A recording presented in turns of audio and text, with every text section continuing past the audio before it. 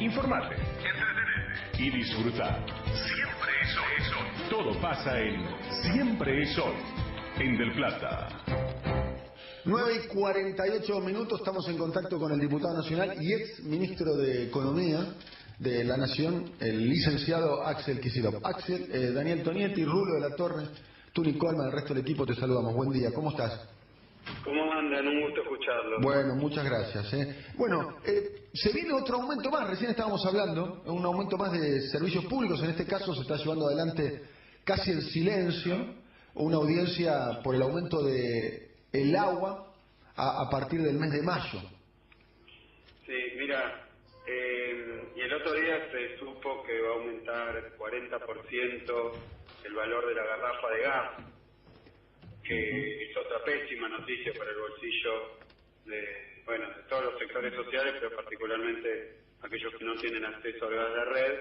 Y coincido con lo que decían, que esta cuestión está entre, digamos, los reclamos centrales de lo que fue el paro de ayer, porque el paro era por un cambio en la política económica, y si uno tiene que destacar los puntos polémicos y de choque de la política económica, tenemos obviamente la caída del salario, la caída para los empresarios de las ventas, pero también el desempleo que eso ha generado, pero también y centralmente el tarifazo, que es uno de los elementos que ha generado la pérdida de poder adquisitivo de las familias, y eso en proporción que también es importante entenderlo, porque cuando dicen, bueno, la inflación fue 40% el año pasado, pero este componente de servicios se ponderó, o sea, se usó para ver cómo afectaba al ingreso de la gente con lo que antes afectaban los servicios, y ahora ha cambiado, porque la gente empieza el mes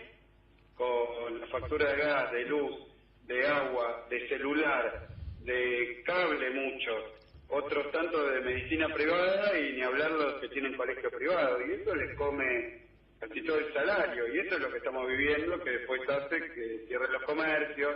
Desde el lado de la demanda y desde el lado de la oferta de los empresarios, el tarifazo ha sido un aumento de los costos tremendo. Lo rarísimo, lo extrañísimo que ha pasado el día de ayer, que a mí me llamó la atención mucho del paro como un punto de inflexión, es que vimos a Macri mirándose el ombligo, reunido con empresarios, haciéndose el canchero, a los ministros diciendo cualquier cosa, que el paro fracasó o que fue solo de transporte. Es decir, que pasamos de una etapa donde el gobierno hacía una política económica solo para un sector social, para los ricos, como se dice popularmente, pero que todavía tenía un discurso donde le hablaba a todo el mundo, incluso le mentía a todo el mundo, pero le hablaba a todo el mundo. Yo creo que ahora se miran el ombligo y se hablan entre ellos. A tal punto llegó esto de que no ven la realidad, de que ahora se contentan con dirigirse exclusivamente a los sectores más privilegiados. ¿No ves que en estos meses, ahora posiblemente, hay quienes dicen que esto ahora se encamina hacia la cuestión electoral? Lo vamos a discutir aquí dentro de un ratito, pero ¿no ves que algo de la economía arranque por ahí por la obra pública, por ahí por el campo? Mira, Tuni, sinceramente yo creo que la oportunidad que ha perdido el gobierno de Macri de poner un poco la economía en un carril más de crecimiento, porque todo el año 2016 fue la apuesta a la inversión extranjera, ¿no?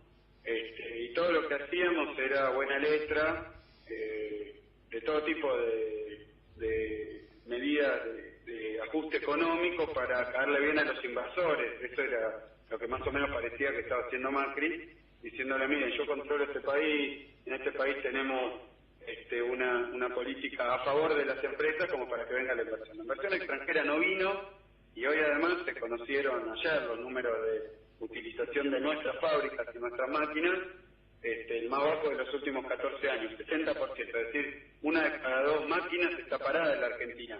La gran pregunta es, si no hay consumo, si no crece el mercado interno, ¿para qué van a venir las inversiones? O sea que ya casi ni hablan de inversiones, pero repito, la oportunidad que se perdió a principios de este año es dejar que este año se recupere un poco la pérdida de poder adquisitivo del año pasado. Yo acabo de mirar los números de venta de consumo según CAME, los últimos números, otra caída del 5%, sobre la del 7-8% del año pasado, después la de supermercados y shopping, o sea, indicadores de cuánto se está consumiendo en la Argentina, 11% y 12% abajo del año pasado, o sea que sigue en caída libre, en picada, el poder de compra. Entonces, la gran pregunta es ¿cómo va a reactivar?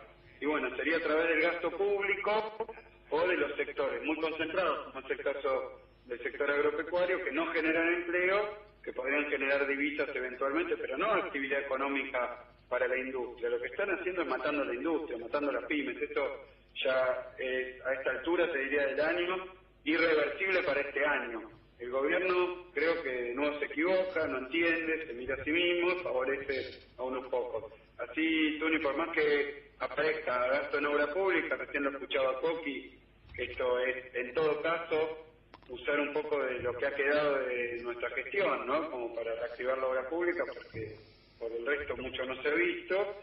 Y de nuevo, los gastos en obra pública de este año, pierden con la inflación claramente, o sea que estamos de nuevo, si es reactivando, por lo menos poniendo un poquito, pero por debajo de lo que venía pasando en los últimos 12 años.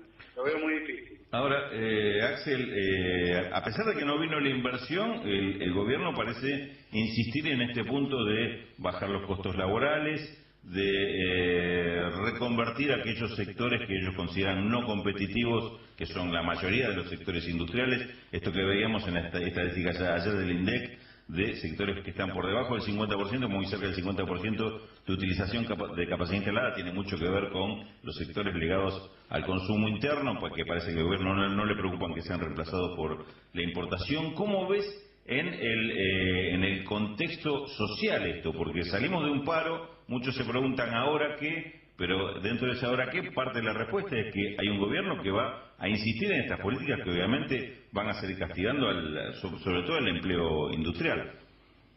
Mira, yo creo que fue uno de los paros más grandes, bueno, comparado, por ejemplo, ahí veía una estadística de paros generales, ¿no? Hoy hubo una nota en página, pero también La Nación, de paros generales a gobiernos en democracia, y la verdad que, a diferencia de los paros de nuestra gestión, que eran por el impuesto a las ganancias, digamos, sin ponernos a discutir demasiado de un sector, este fue un paro muy claramente orientado por quienes lo convocaron y viniendo en línea con lo que había pasado el 6, 7 y 8 de marzo, las enormes movilizaciones del 24, son todos en contra de la política económica del gobierno. Ahí donde creo que el gobierno también mostró como respuesta, la respuesta fue no vamos a cambiar la política económica y el protocolo antipiquete. Y además vamos a reprimir si quieren elevar estos reclamos, que el gobierno tampoco entiende, porque la gente que sale a la ruta, a la calle, a cortar, no va por el chorizo. Me parece por eso que ha elegido el camino de la provocación, hablarle a los propios, que probablemente por los prejuicios, si piensan que si marcha la parte de los sectores urbanos más poder adquisitivo es una marcha democrática, si marchan cualquier otro, aunque sean millones, es antidemocrática, quiere voltear al gobierno. No, simplemente están pidiendo un cambio de política económica y me parece que esto está cada vez más claro a nivel social. Por eso el gobierno de alguna manera ha reaccionado con un discurso ombliguista, hablándose a sí mismo, regodeándose de que sí se pueden juntar con empresarios internacionales, como siempre lo han hecho, pero sin dar ninguna respuesta, incluso agrediendo a los que hacen un reclamo pacífico, como fue el paro, como fueron todas las marchas estos meses. Yo creo entonces que está, desde el punto de vista electoral, ante un riesgo que podía ser una duda, si había perdido su base electoral, su núcleo electoral del gobierno, o sea, los sectores de mayor poder adquisitivo, los sectores más, desde el punto de vista de la economía, más neoliberales, no los ha perdido, porque está llevando adelante esta política, le habla a ellos, aspirarán las elecciones a no perder eso, porque también hay una buena masa de votantes de Macri que se han visto decepcionados porque le mintió. Ahora hay una doble estafa, ¿no? La estafa que produjo Macri, al prometer en campaña cosas que no hizo, y después la otra estafa de una oposición, parte de la oposición que le acompañó esas medidas, que también va a tener que replantearse para las elecciones. Quería preguntarte, porque el gobierno despliega, por ejemplo, a través de Nicolás Dujovne, el ministro de Economía, que es el fin de la recesión, primero reconocen que hubo una recesión y es el fin de la recesión, y hablan, y también lo publicitan diferentes medios afines a la línea en términos editoriales al gobierno, hablan de brotes verdes. ¿Hay brotes verdes? ¿La recesión terminó? ¿Hay indicios claros de que la recesión haya terminado? Mira, Daniel, cuando uno observa como hay que mirar lo que pasó el año pasado y pone en perspectiva histórica, la verdad que el año pasado hubo una caída de la economía, particularmente de los sectores productores de bienes, digamos, lo que sería la industria, de bienes industriales, enorme, formidable, fue muy fuerte la recesión industrial del año pasado. Entonces uno esperaría, que me parece que fue la apuesta del gobierno, este año lo que le robó el salario no devolverlo, que es un poco la lucha de los docentes. El año pasado le robó a algunos sectores 15 puntos, a otros menos, en promedio 6, 8 puntos al salario real registrado, digamos. Los sectores no registrados, en los sectores informales de la economía fue mucho más fuerte. Pero todo eso el gobierno planea no devolverlo. Ya se lo afanó, y está en línea con lo que decía Rulo de bajar el salario en términos reales en la Argentina, que es parte del proyecto de Macri. Y este año estabilizarlo, por eso viene ofreciendo la inflación como paritaria. Lo que pasa es que venía con una idea de inflación del 17 y también acá le dio la espalda el número, están publicando 2,3. Fiel publicó, si no me equivoco, 2,8, 2,9 de inflación, cuando ya Duhovne había dicho... ¿Para el mes de marzo? Sí. Fiel publicó para el mes de marzo 2,8. 2,8. Sí, pero lo que se supo por ahora es 2,3.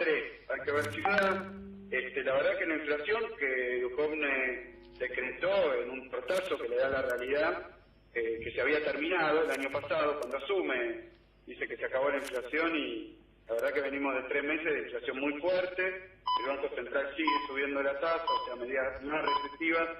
Yo no veo, mirá, se publicaron las estadísticas de industria, una caída del 6% de la industria según INDEC, pero según todos los demás indicadores privados, mucho más, Estamos hablando de 8. Medido año contra año. Sí, Fiel y Ferreres, por ejemplo, pero con una particularidad. De los 29 bloques, 2 nada más fueron bien. Creo que nunca, y cuando uno lo toma por grandes bloques, 6 bloques, todos para abajo. No hay un solo brote verde en la industria. Después si vos me decís, el trigo subió, sí, subió la cosecha. Pero bueno, ¿cuánto va a subir? 5% los sectores productores de bienes agropecuarios, con caída de empleo. O sea que puede haber brotes verdes, pero no color piel. Bien. A ver, Axel. No va a haber mejora del empleo, no hay ningún indicio, y eso viene siendo mentira desde el famoso segundo semestre, desde el año que viene. Ahora, como cayó tanto el año pasado, hay sectores que se pueden estabilizar con respecto, ya estamos midiendo Macri contra Macri. Si Macri puede ser un poquito mejor que Macri en algunos puntos, podría llegar a pasar. Pero la verdad que comparado con los 12 años pasados, con 2015, todo para atrás. Axel, vamos a ir a las noticias. Y queda una pregunta pendiente que te la traslado ahora. Que es lo que dijiste vos con respecto a si es conveniente o no que Cristina Fernández de Kirchner sea candidata en la provincia de Buenos Aires. Porque vos has desplegado algo que se está conversando y se está dialogando en muchos lugares, se está debatiendo. Que quizás, como se va a plebiscitar el gobierno de Mauricio Macri, no sería conveniente que Cristina fuese candidata. No me contestes ahora, te pido que te quedes unos minutos nada más. Ahora es momento de noticias y la respuesta a esta pregunta de Axel Kicillof.